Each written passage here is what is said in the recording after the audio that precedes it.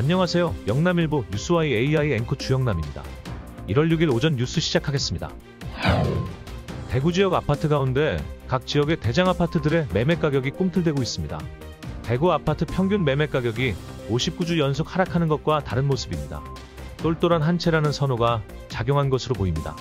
수성구에서는 힐스테이트 버머 전용 면적 84제곱미터가 최근 16억 2천만 원에 최고가 거래됐습니다.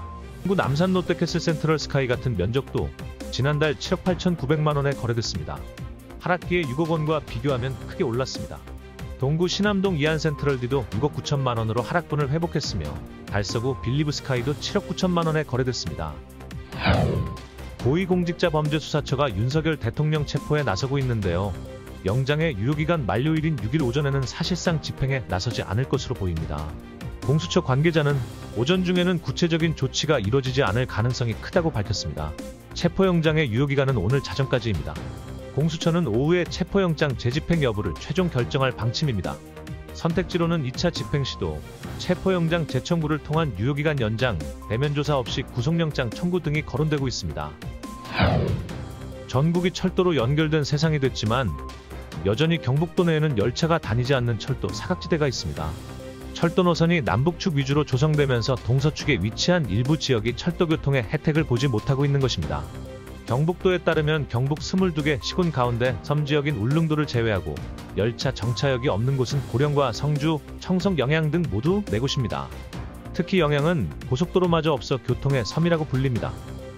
이들 지역 가운데 그나마 성주가 5년 이내에 철도가 놓이겠지만 나머지는 2030년이나 그 이후가 되어야 가능할 것으로 보입니다. 대구시가 올해부터 발달장애인 긴급 돌봄 지원 사업을 펼칩니다. 이 서비스는 발달장애인의 보호자가 긴급 상황이 발생하는 경우 일시적으로 24시간 돌봄 서비스를 제공하는 것입니다. 2023년 6월부터 지난해까지 보건복지부 시범사업으로 운영됐습니다.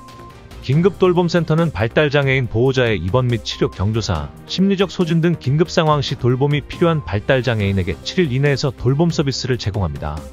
이용 대상은 6살 이상 65살 미만 등록 발달장애인입니다. 경북 딸기가 중동 국가 두바이에 처음 수출됐습니다.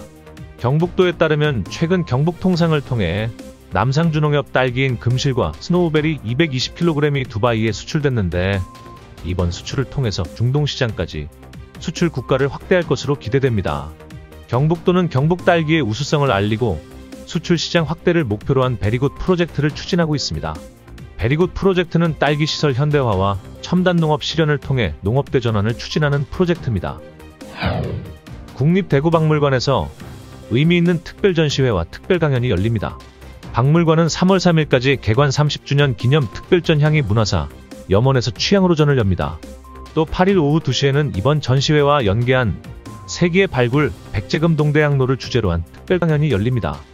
이번 강연에는 백제금 동대학로와 인연이 깊었던 김규동 국립대구박물관장이 강연자로 나섭니다. 이번 강연회에서는 발굴 당시의 긴장감 넘치는 순간과 대학로의 형태, 문양, 구성을 살펴보는 좋은 기회가 될 것으로 보입니다. 뉴스와이 여기서 마치겠습니다. 행복한 하루 되십시오.